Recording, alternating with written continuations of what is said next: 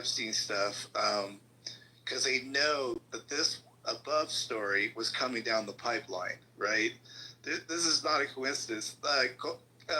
Gabbard had this completely going on in the background, and that's why, like, also Trump probably backed Bondi after this whole fiasco too, because he knew they were cooking up this stuff in the background. And back to my point, those other folks knew that this was coming down the pipeline. So there's no way, because it's just, these guys all run the same circles, and they all just know what's going on here, probably.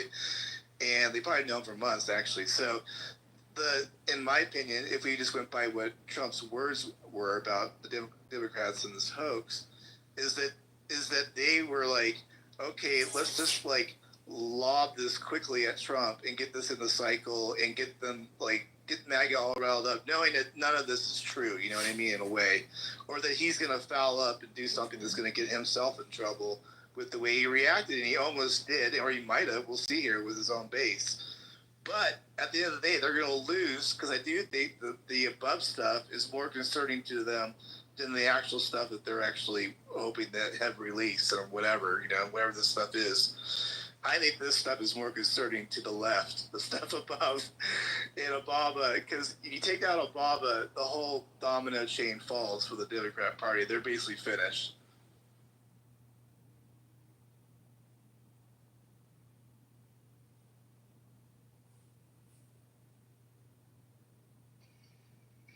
I'm sorry. That's right. If you take away Obama, there is no Democrat Party anywhere over a decade now.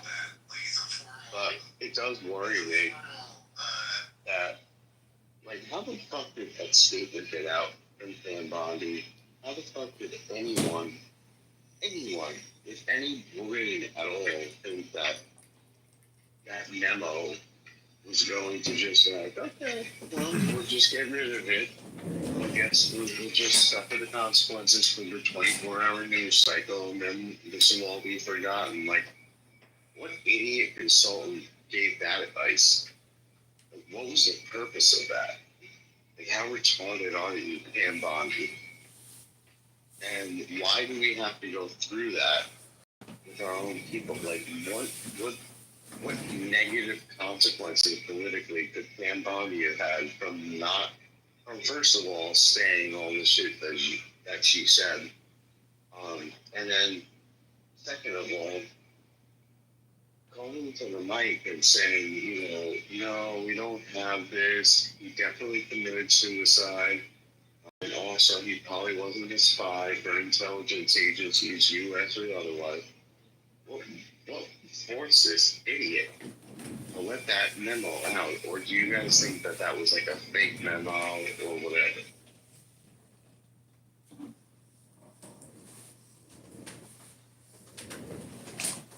The memo you speak of, which one is that specifically? So much stuff going on, I don't even know.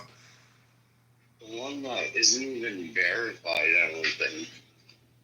That there's nothing else coming out about Jeffrey Epstein. It's all above board. He definitely killed himself, and it was a suicide. And there is no client list. That email. And that was issued by Pam Bondi. That's what you're referring to, right? That was issued by her. It wasn't issued, and that's the thing. It wasn't issued by her, but it wasn't reviewed by her either. But the client list, this motherfucker was like, first of all, he's probably in 2000s. If anything, he would have destroyed like any information that he fucking had.